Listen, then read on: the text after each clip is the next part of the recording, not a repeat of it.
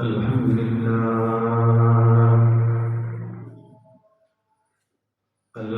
لله وكفى وسلام على عباده الذين اصطفى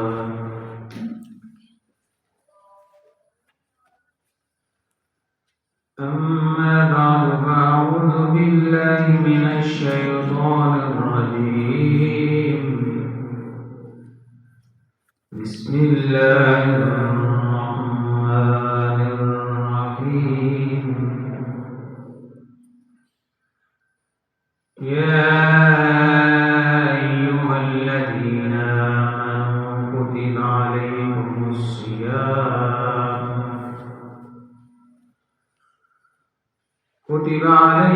الصيام كما كتب على الذين من قبلكم لعلكم تتقون أياما معدودات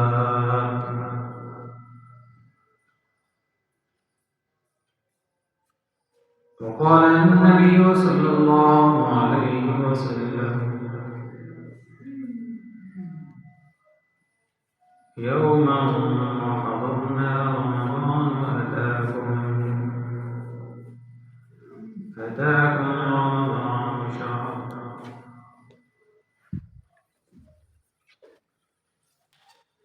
يغشاكم الله فيه فينزل الرحمة ويحط الخطايا ويستجيب فيه الدعاء ينظر الله تعالى إلى تنافسكم فيه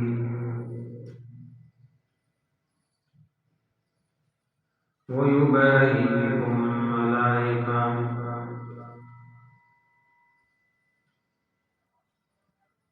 فأروا الله من أنفسكم خيرا صدق الله وصدق رسوله النبي الكريم ونحن على ذلك لمن الشاهدين والشاكرين والحمد لله رب العالمين اللهم صل على محمد وعلى آل محمد كما صليت على إبراهيم وعلى آل إبراهيم إنك حميد مجيد اللهم بارك على محمد وعلى آل محمد كما باركت على إبراهيم وعلى آل إبراهيم إنك حميد مجيد يا رب صل وسلم دائما أبدا على حبيبك خير الخلق كلهم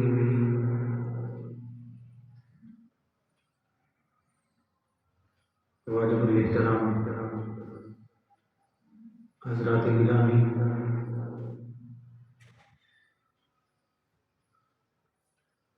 آج کے جمعۃ المبارک کے خطبے کا موضوع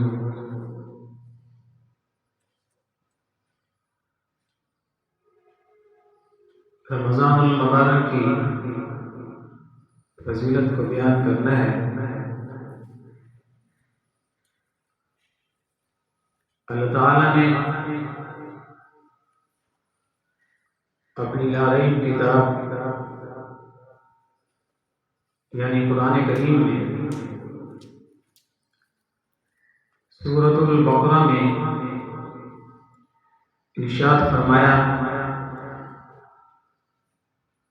یا ایھا الذین آمنوا کتب علیکم الصیام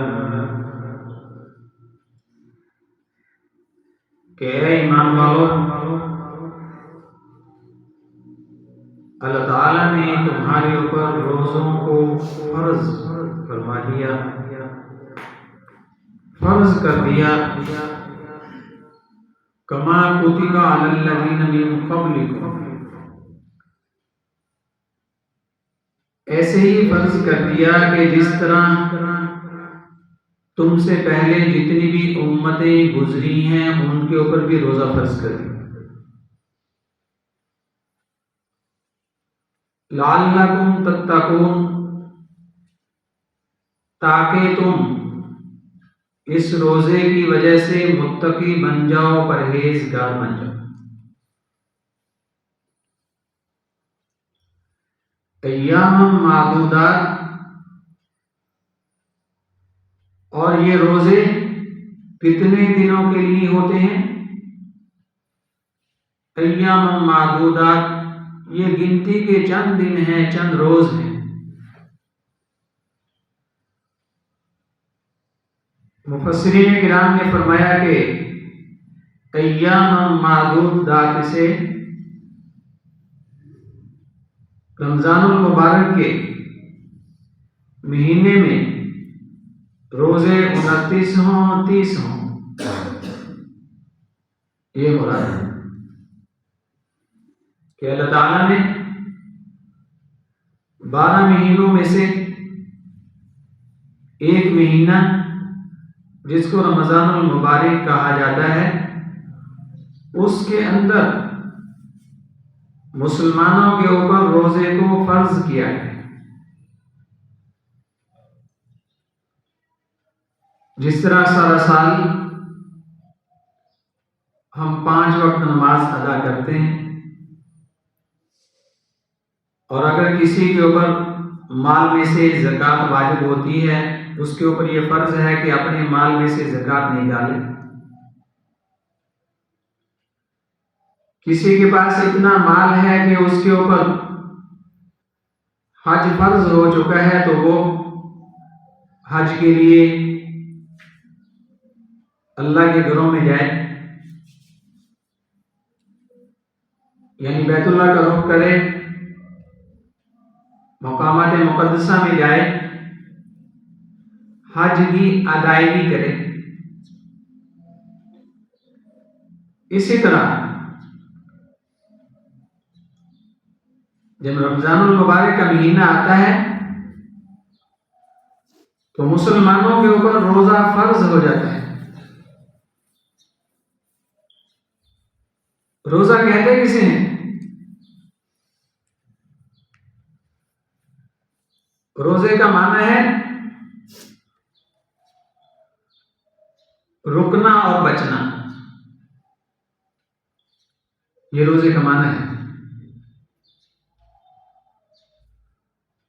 اور روزہ سحری سے شروع ہوتا ہے اور سارا دن انسان روزے سے رہتا ہے، اور پھر غروب آفتاب کے وقت روزے کا افطار ہونا ہوتا ہے، جو روزے کا ٹائم ٹیبل ہے۔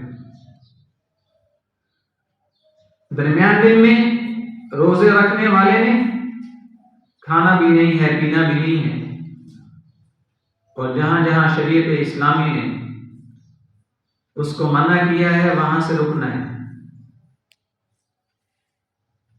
اور روزہ رکھنا کس نے ہے؟ بچے کے اوپر روزہ فرض نہیں ہے۔ اسی طرح کوئی مجنون ہے، پاگل ہے، اس کے اوپر بھی روزہ مسلمان ہو، عقل مند ہو، بالغ ہو یعنی سمجھدار ہو، اس کے اوپر روزہ فرض ہوتا ہے۔ اب وہ روزہ رکھ رہا ہے تو اس نے شریعت اسلامی کے حکم پہ عمل کیا ہے۔ اگر وہ مسلمان بھی ہے، عقل مند بھی ہے، سمجھدار بھی ہے، بالغ ہے، لیکن روزہ نہیں رکھ رہا تو اس نے شریعت اسلامی کے حکم کو توڑا ہے۔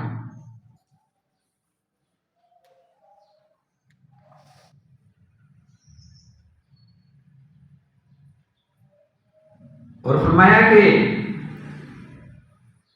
یہ روزے امت مسلمہ کے اوپر ہی نہیں ہے، جتنی بھی پہلی امتیں پچھلی گزری ہیں سب کے اوپر روزے کو فرض قرار دیا ہے۔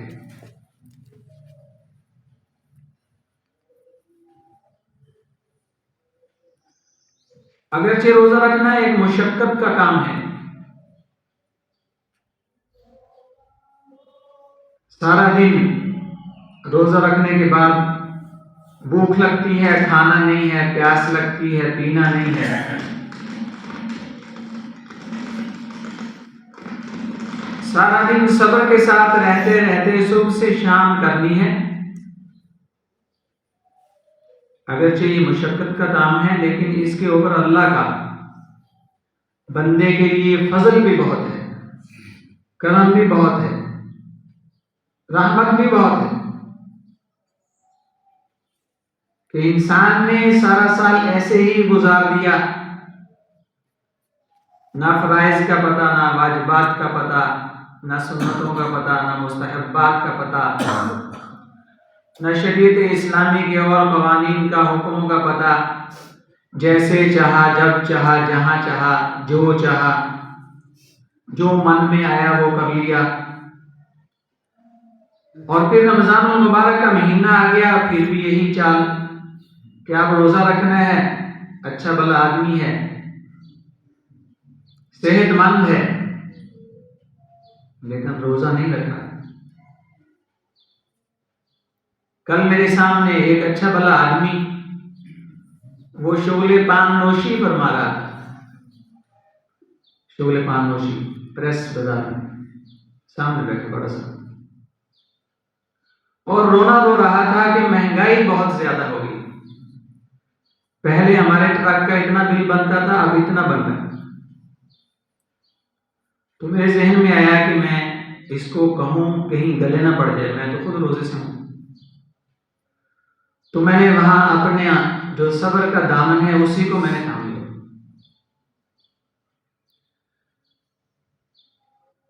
تو روزہ جو انسان رکھے گا اللہ کی رحمتیں اس پہ بے شمار اترے گی۔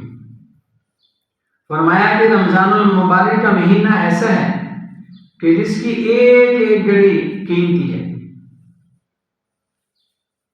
روزہ رکھنے سے قیمتی بنائے، تراویح پڑھنے سے قیمتی بنائے، ساری نمازوں میں شرکت کر کے قیمتی بنائے۔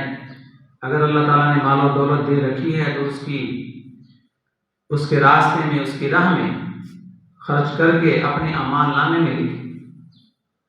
کیوں؟ اس لیے کہ انسان کے پاس وہی ہے جو اس نے پہن لیا، اور انسان کا وہی ہے جو اس نے کھا لیا، اور انسان کا وہی ہے جو اس نے اپنے ہاتھ سے اللہ کے راستے میں خرچ کر دیا۔ لیکن انسان اس دنیا کے اندر وہ سمجھتا ہے، خوابوں کی دنیا میں رہتا ہے انسان کہتا ہے کہ یہ بھی میرا ہے، یہ بھی میرا ہے، وہ جو اس کے پاس ہے اس کی قیمت ادا کر کے وہ بھی میرا ہے، اور ساتھ والا جو گھر ہے اس کی قیمت ادا کر کے اس کے اوپر 3 منزلہ بلڈنگ یہ بھی میری ہوگی۔ لیکن جیسے ہی آنکھ بند ہوتی ہے تو وہ کہتے ہیں کہ خود بخود آٹومیٹک سسٹم سے یہ دوسروں کا ہو جاتا ہے۔ تو اس لیے ابھی زندگی میں رمضان المبارک کا مہینہ ہے، روزے سے ہیں تو شکر، روزہ نہیں رکھا گیا تو کل کو روزہ رکھنے کی نیت ہونی چاہیے۔ تو جس نے روزہ رکھنا ہے تو روزہ رکھنے کی نیت بھی ہونی چاہیے کہ میں روزہ رکھ رہا ہوں۔ اور فرمایا کہ یہ امت مسلمہ کے اوپر ہی روزہ فرض نہیں کیا گیا، حضرت آدم علیہ السلام صلوات اللہ علیہ،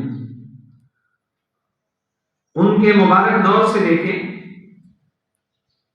درمیان میں جتنے بھی اللہ کے رسول انبیاء علیہ السلام گزرے، حضرت نوح علیہ السلام، حضرت ابراہیم علیہ السلام، حضرت موسیٰ علیہ السلام، حضرت عیسیٰ علیہ السلام 1,24,000 قوموں پیش اللہ کے رسول نبی سلام اللہ علیہ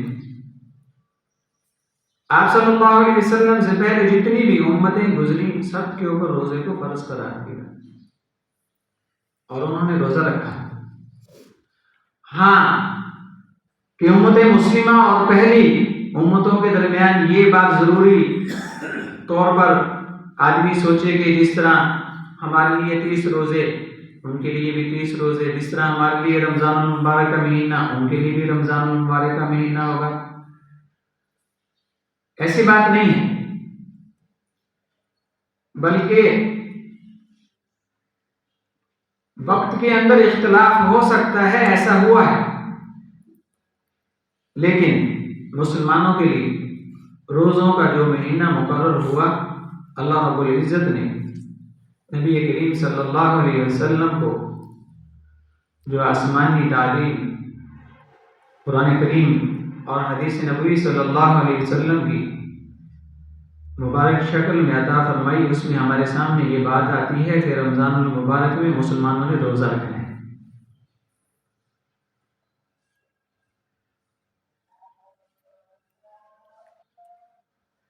اور فرمایا کہ روزہ اس وجہ سے رکھنے کے لیے فرمایا گیا کہ لعلکم تتقون، تاکہ تم پرہیزگار بن جاؤ، متقی بن جاؤ اس روزے کی وجہ سے. کیوں؟ اس لیے کہ جس نے روزہ رکھا تو اس کو بہت ساری چیزوں سے رکنا ہوگا اور کھانے پینے سے بھی رکنا ہوگا، اور فرمایا کہ جتنے اچھے راستے ہیں ان کو بھی اپنانا ہوگا. تو جس نے اپنا لیا تو وہ پرہیزگاری کے پیچھے پیچھے ہو گئے، تتقون میں شامل ہو گیا.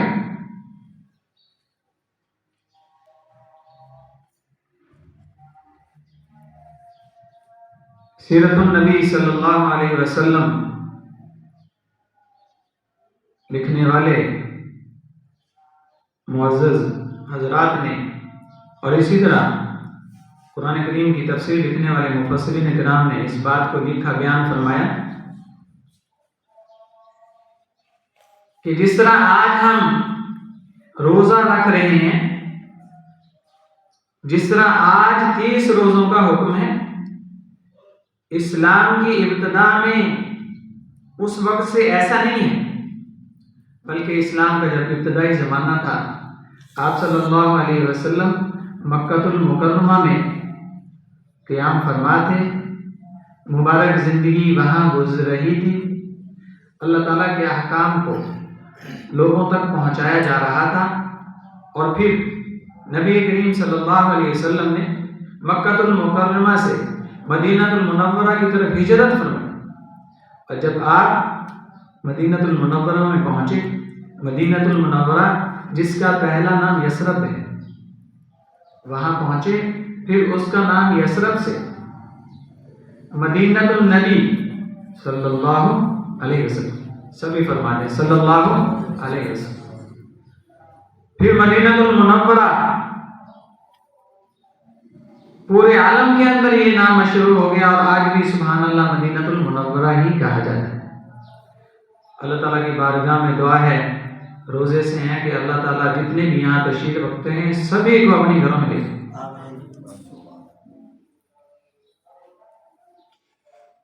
دل میں ایک تمنا ہونی چاہیے، انتظام کس نے کرنا ہے؟ اللہ نے.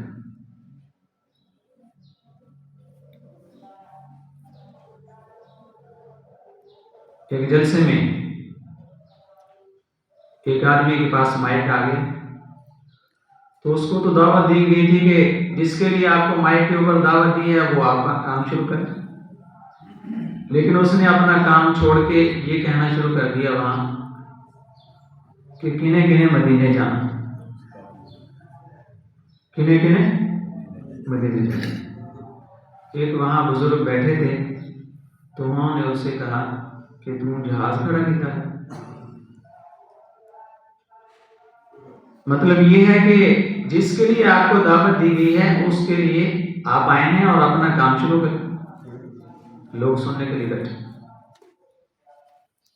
اور پھر اس نے اپنا کام شروع کر دیا جس کے لیے اس کو دعوت دی گئی. رمضان المبارک کا مہینہ ہے. اللہ تعالیٰ کی بارگاہ میں دعا کرنی ہے کہ یا اللہ ہمیں اپنی زندگی میں اپنی مہربانی سے، کرم سے، لطف سے، فضل سے، جس طرح ہمارے دوسرے مسلمان بھائی وہاں گئے اور واپس آئے، ہمیں بھی اپنے گھروں میں لے جائیے تاکہ ہم بھی ان مقدس مقامات کی زیارت کر سکیں.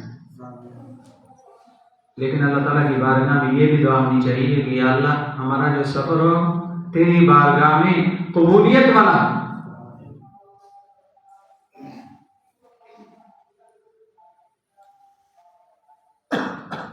رسول اللہ صلی اللہ علیہ وسلم مدینہ المنورہ میں پہنچ چکے ہیں، تشریف لے جا چکے ہیں. تو وہاں روزے کے معاملے میں اسلام کا بھی ابتدائی دور ہے تو 3 تبدیلیاں ہوئی. پہل 1 مہینے میں 3 روزے رکھے جاتے تھے اور 10 محرم کا روزہ رکھا جاتا تھا. اسلام کے ابتدائی دور میں 1 مہینے میں 3 روزے رکھے جاتے تھے اور 10ویں محرم کا روزہ رکھا جاتا تھا.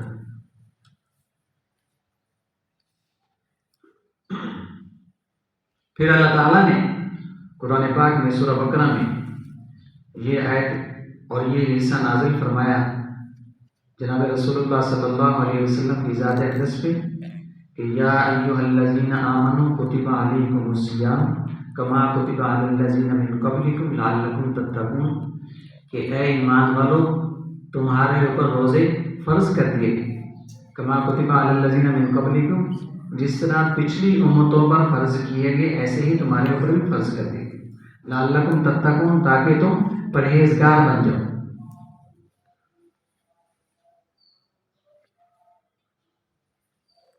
پہلے 3 روزے تھے اور 10ویں محرم کا روزہ تھا. اب یہ حکم آ گیا کہ تمہارے اوپر پورے رمضان المبارک کے روزوں کو فرض کر دیا گیا. لیکن یہاں جو ہے ہر آدمی کو اختیار بھی دے دیا گیا کہ چاہے روزہ رکھ لے اور چاہے روزے کا فدیہ دے. یعنی اللہ تعالیٰ کے راستے میں اتنی چیز دے دے قیمتی، اتنے پیسے وہ اللہ کے راستے میں دے دے تو اس کو فدیہ کہتے ہیں. کہ دوسرا حکم کیا تھا کہ کتب علیکم الصیام، کہ اے ایمان والو تمہارے اوپر روزوں کو فرض قرار دے دیا گیا. لیکن ساتھ 2 اختیار بھی دے دیے گئے تھے. ایک یہ تھا کہ چاہے آدمی روزہ رکھ لے چاہے فدیہ دے، روزہ نہیں رکھنا تو فدیہ دے. اور پھر کیا تبدیلی ہوئی؟ پھر اللہ تعالیٰ نے قرآن پاک میں دوسری آیت یہ نازل فرمائی،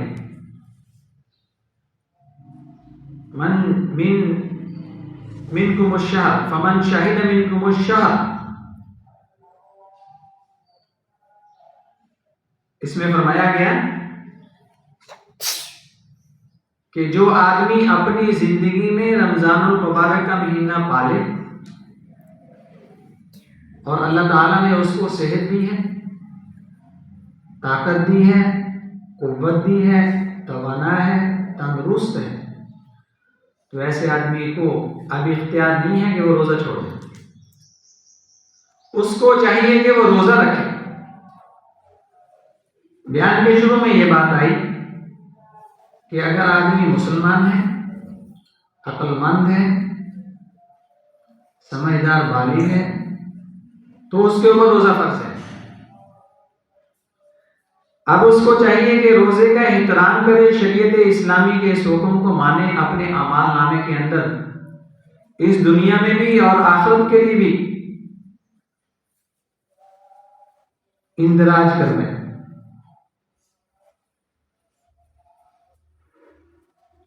کہ آدمی تندرست ہے، صحت مند ہے، توانا ہے، اور اس نے اپنی زندگی کے اندر رمضان المبارک کا مہینہ پا لیا ہے، تو آدمی کو چاہیے کہ وہ روزہ رکھے۔ روزے کا معنی کیا بیان ہوا شروع میں؟ روزے کا معنی ہے بچنا، رکنا۔ اب وہ روزہ رکھ لے، سحری سے لے کے افطاری تک۔ روزے کا مطلب ہے کھانے سے، پینے سے اور جن چیزوں سے شریعت اسلامی نے روکا ہے ان سے روکا رہے، صبر کے ساتھ، مشقت کے ساتھ اپنا ٹائم پورا کرے۔ جو اس طرح کرے گا اللہ تعالیٰ نے رمضان المبارک کے اندر اجر جو ہے وہ 70 گنا سے بھی اوپر چلا جاتا ہے۔ اللہ کی رحمتیں بھی ہوں گی، برکتیں بھی ہوں گی، صحت بھی ملے گی۔ تو جب اللہ تعالیٰ نے یہ حکم نازل فرمایا کہ من شہد منکم الشہر، کہ جس آدمی نے اپنی زندگی میں رمضان المبارک کے مہینے کو پا لیا، اب اس کو چاہیے کہ وہ روزہ رکھے۔ اور اس سے پہلے جو انسان کو، مسلمان کو 2 اختیار دیے گئے تھے وہ اب ختم ہو۔ کون سا اختیار تھا؟ کہ روزہ رکھے یا فدیہ دے۔ اب آخری حکم کیا ہے؟ کہ جو آدمی مسلمان ہے، عقل مند ہے، بالغ ہے، اب اس کو روزہ رکھنا ہے، سحری سے لے کر افطاری تک اس کو روکے رہنا ہے۔ اور یہ شریعت اسلامی کا حکم ہے۔ اب کسی کو یہ اختیار نہیں ہے کہ وہ روزہ رکھے یا فدیہ دے۔ ہاں، یہ فدیہ دینا اس آدمی کے لیے ہوگا کہ جو آدمی بوڑھا ہے، کمزور ہے، روزہ نہیں رکھ سکتا۔ آپ حضرات کی خدمت میں یہ بات بار بار اس وجہ سے کر رہا ہوں کہ میری بات سے کوئی آدمی یہ نہ سمجھ لے کہ خطیب صاحب نے کہا تھا کہ روزہ رکھ لے یا فدیہ دے۔ کہ ایک صحت مند آدمی وہ یہاں سے تقریر سن کے گھر میں چلا گیا ہے اور پھر اس نے وہاں سوچ لیا کہ میں تو روزہ نہیں رکھ سکتا ہوں، فدیہ دے دیتا۔ تو یہ حکم جو ہے فدیہ دینے کا اس آدمی کے لیے ہے جو ظاہری طور پہ بڑھاپے میں چلا گیا ہے یا کسی وجہ سے وہ روزہ نہیں رکھ سکتا ہے۔ شریعت اسلامی نے اس کو یہ اجازت دے دی ہے کہ وہ اپنی طرف سے فدیہ دے دے۔ اور یہ خاص طور پہ حکم ان کے لیے ہے جو بوڑھے لوگ ہیں، جو ضعیف ہیں، عمر کے اس حصے میں پہنچ چکے ہیں کہ آپ صبح سے لے کے شام تک وہ کھانے سے رک نہیں سکتے، پینے سے رک نہیں سکتے، اتنی کمزوری ہے کہ وہ ان کی صحت خراب ہونے کا خطرہ ہے۔ تو پھر وہ کیا کریں؟ وہ روزہ نہ رکھیں بلکہ فدیہ دیں۔ تو فدیہ کیا ہے؟ یہ 2 کلو گندم کی قیمت ہے۔ ایک روزے کا فدیہ 2 کلو گندم ہے، یہ گندم کی قیمت ہے۔ اگر وہ چاہتا ہے کہ میں فدیہ گندم کی صورت میں دے دوں تو وہ 2 کلو ایک روزے کی طرف سے دے دے۔ اگر وہ گندم کی قیمت دینا چاہتا ہے تو وہ دے دے، یہ فدیہ ہوگا اس کی طرف سے۔ جناب رسول اللہ صلی اللہ علیہ وسلم کا فرمان نشان ہے، جس کو جلیل القدر صحابی رسول حضرت عبادہ بن صامت رضی اللہ عنہ بیان کرتے ہیں، بیان فرماتے ہیں۔ رسول اللہ صلی اللہ علیہ وسلم ایک بار صحابہ رضوان اللہ علیہم کو بیان فرما رہے تھے۔ آپ صلی اللہ علیہ وسلم نے صحابہ رضوان اللہ علیہم کو ارشاد فرمایا کہ اے میرے صحابہ، رمضان المبارک کا مہینہ قریب آ گیا ہے۔ رمضان المبارک کا مہینہ قریب آ گیا ہے۔ رمضان المبارک کا مہینہ بڑی برکتوں والا ہے۔ اس مہینے کے اندر اللہ سبحانہ و تعالی تمہاری طرف متوجہ ہوتے ہیں اور اپنی رحمت خاصہ نازل فرماتے ہیں۔ اور فرمایا کہ اللہ تعالیٰ اس مہینے کے اندر خطاؤں کو، لغزشوں کو، غلطیوں کو جو انسان سے کبھی بھول کے ہو جاتی ہیں، کبھی جان بوجھ کے ہو جاتی ہیں، اللہ تعالیٰ کی بارگاہ میں انسان ہاتھ اٹھائے، اپنی جبین نیاز کو سجدے میں رکھ دے اور اللہ تعالیٰ کی بارگاہ میں معافی چاہے تو اللہ پاک جو ہیں اس مہینے کے اندر اپنی رحمت کے دروازوں کو کھول دیتے ہیں، معافی عطا فرماتے ہیں، خطاؤں کو معاف فرماتے ہیں، دعاؤں کو قبول فرماتے ہیں۔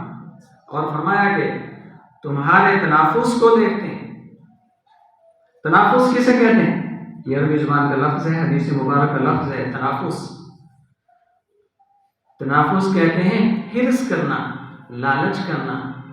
فرمایا کہ جب آدمی رمضان المبارک کے مہینے میں نیکیوں میں کوشش کرتا ہے اور یہ دیکھتا ہے کہ میرے ساتھ والے نے تو اتنی تلاوت کر لی ہے قرآن پاک کی، اتنے نوافل پڑھ لیے ہیں، فرائض کو بھی ادا کیا، تلاوت بھی کی، تسبیحات بھی کی اور دوسری نیکیاں بھی کر رہا ہے، یہ بھی میرا مسلمان بھائی ہے، میں اس سے کیوں پیچھے رہوں؟ اس کو کہتے ہیں تنافس۔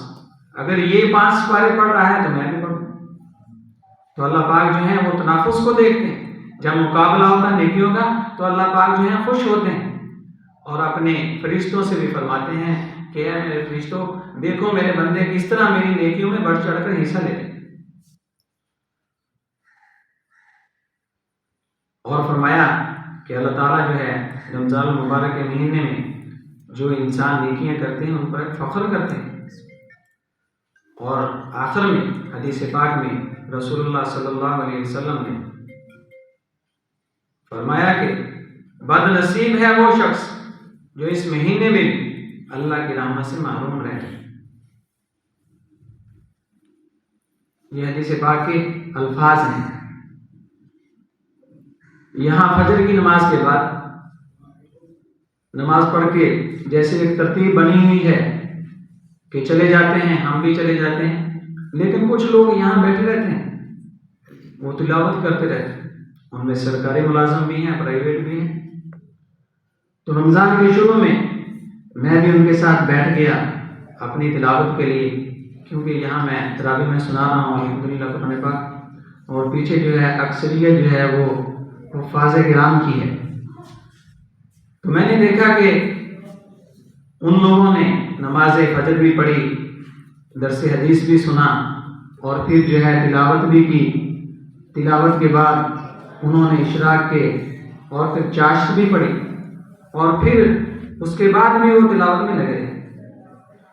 تو مجھے اندازہ ہوا، کیونکہ میں حافظ قرآن ہوں الحمدللہ، اور الحمدللہ 28 یا 30 میرے مصلی ہوں گے اس دفعہ انشاءاللہ العزیز، 28واں مصلی ہے میرا۔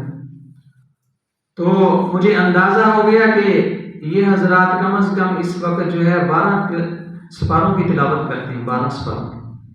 تو میرے دل میں ایک خواہش پیدا ہوئی کہ یہ لوگ تو سارا سال ہی تلاوت کرتے رہتے ہیں۔ جنہوں نے تلاوت نہیں کی، مجھے خیال آیا کہ یہ تو سارا سال تلاوت کرتے ہیں، اگر روزانہ کے یہ 10 پارے بھی ہوں، 10 سے زیادہ وہ پڑھتے ہوں گے، مجھے اندازہ ہے۔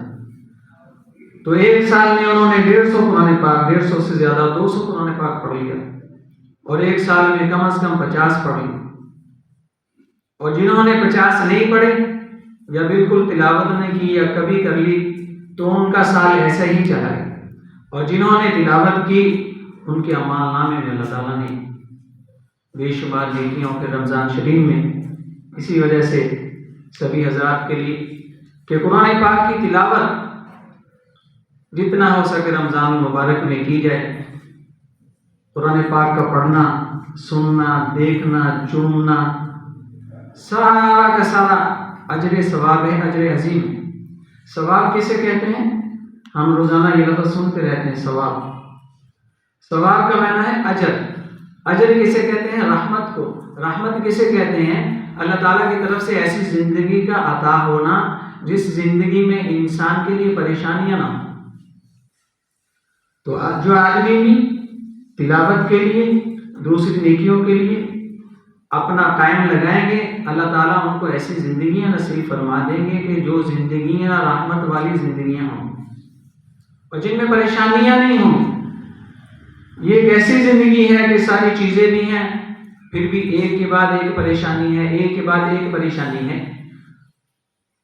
تو بزرگان دین نے فرمایا ہے کہ یہ رمضان المبارک کا مہینہ ہے، اس مہینے کے اندر جہاں فرائض ہیں، نمازیں ہیں، سنتیں ہیں، واجبات ہیں، مستحبات ہیں، اسی طرح قرآن پاک کی تلاوت ہے، تراویحوں کے اندر آنا جانا ہے، نوافل ہے۔ تو ان ساری چیزوں کو جب کریں گے تو اللہ کی رحمتیں بندے کو ڈھانپ لیں گی اور اللہ تعالیٰ ایسی زندگی عطا فرمائیں گے کہ جس زندگی میں سامنے پریشانیاں نہیں کھڑی ہوں۔ میں نے آپ حضرات کے سامنے حدیث مبارک کی تلاوت بھی کی اور اس کا ترجمہ مفہوم بھی آپ کے سامنے بیان فرمایا ہے۔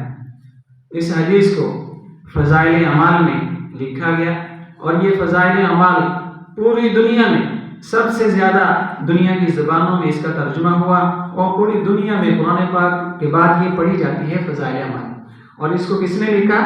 شیخ الحدیث حضرت مولانا محمد زکریا مدنی رحمۃ اللہ علیہ، انہوں نے اس کو لکھا۔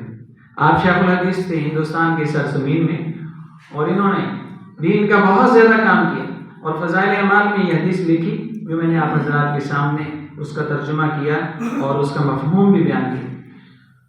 حضرت شیخ الحدیث فرماتے ہیں کہ میں تحدیث بھی نعمت کے طور پہ کہ اپنے آپ کو بڑا نہیں کہتا اور بڑا بول نہیں بولتا، بلکہ تحدیث بھی نعمت کے طور پہ اللہ تعالیٰ کے شکرانے کے طور پہ یہ بات کرتا ہوں۔